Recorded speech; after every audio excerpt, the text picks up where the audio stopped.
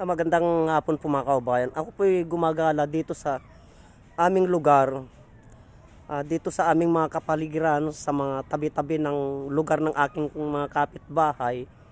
At naghanap po ako ng pwede kong mai-vlogs na mga halamang gamot. At may naisip, may bahay po akong pupuntahan mga kaubayan na nandun po ang papayang lalaki. Gamot sa luslos. Titignan po natin kung may bunga na po mga kababayan. Tara na po, samahan nyo po ako mga kababayan. So sa lugar na yon, sa bandaron mga kababayan, sa baba, andun po yung papayang lalaki. Tanim po ng ating kababayan dito sa aming lugar. Pero hindi niya po alam na gamot po yun. Tignan po natin mga kaubayan kung may bunga na po. Tara na po, samahan nyo po ako.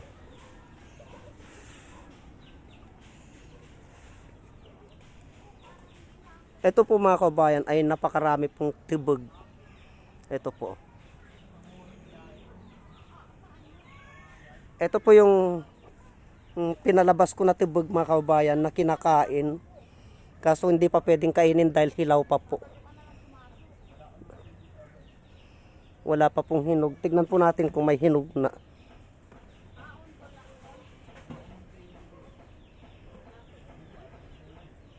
Wala pang hinog mga kaubayan. Kinakain po ito.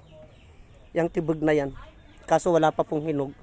Matamis po yan yung ganyang klaseng tibag. Kaya tara na po, tignan po natin.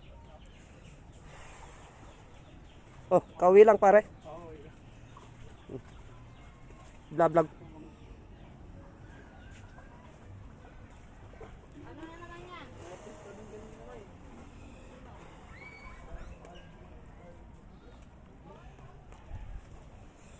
So nandito na ako mga kaubayan. Ito po mga kaubayan, ito po yung papayang lalaki.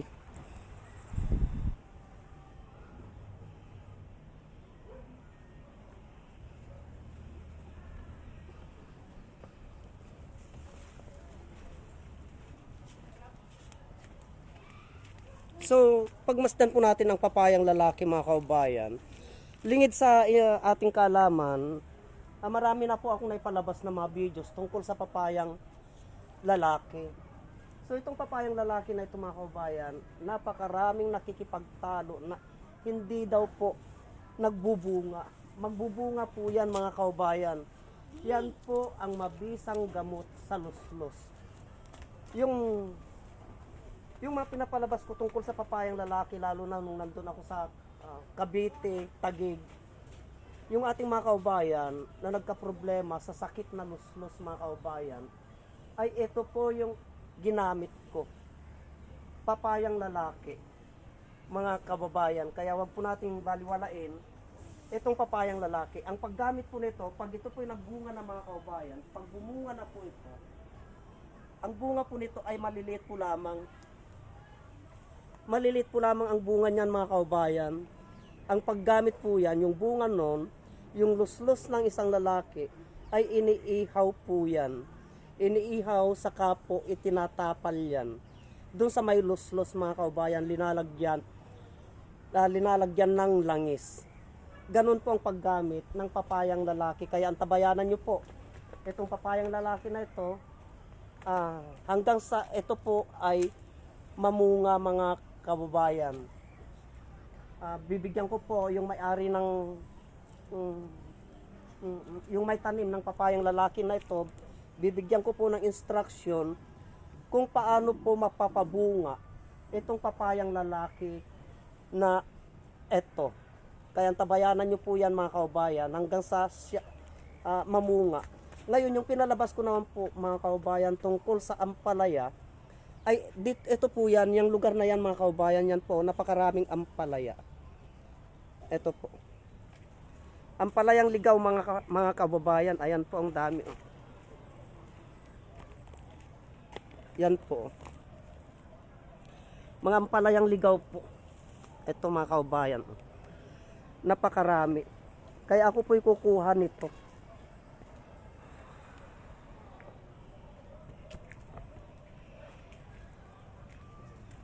Kaya ko po kukuha niyan mga kaubayan ng ampalayang ligaw na ito.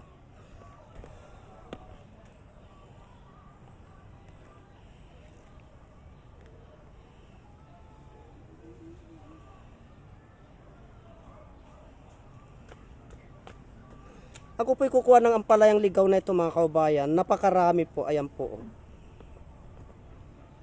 Yan po yung mga ampalayang ligaw. Kukuha po ako. Walang ahas dyan? Walang ahas dyan eh.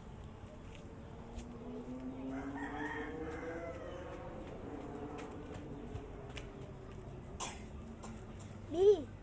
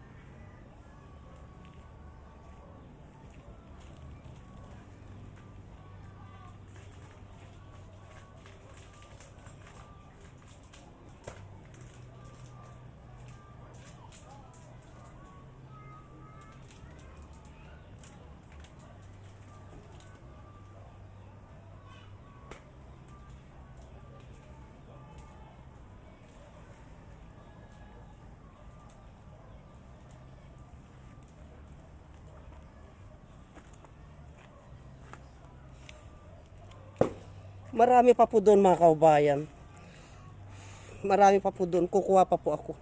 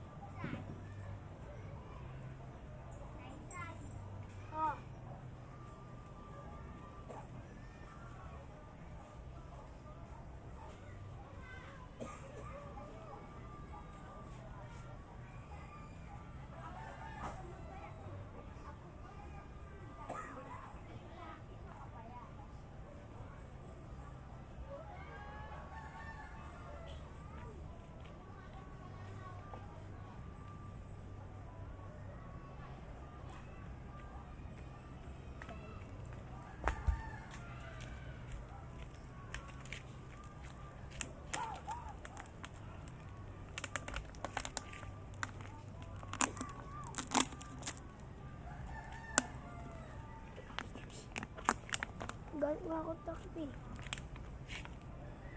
Ba't ka? Kaya mo sa dito tumayon.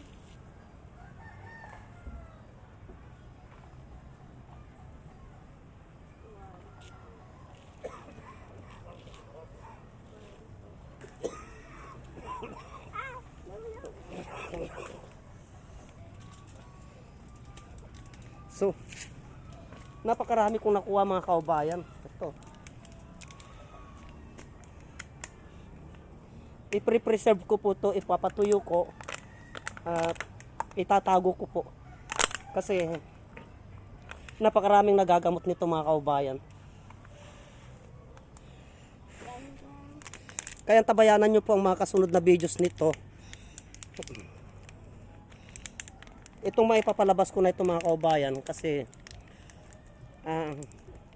pagdating sa bahay ay i-actual ko po ito, i-videos ko pa po ito ulit. Hanggang dito na lamang pong videos nito at marami pong salamat.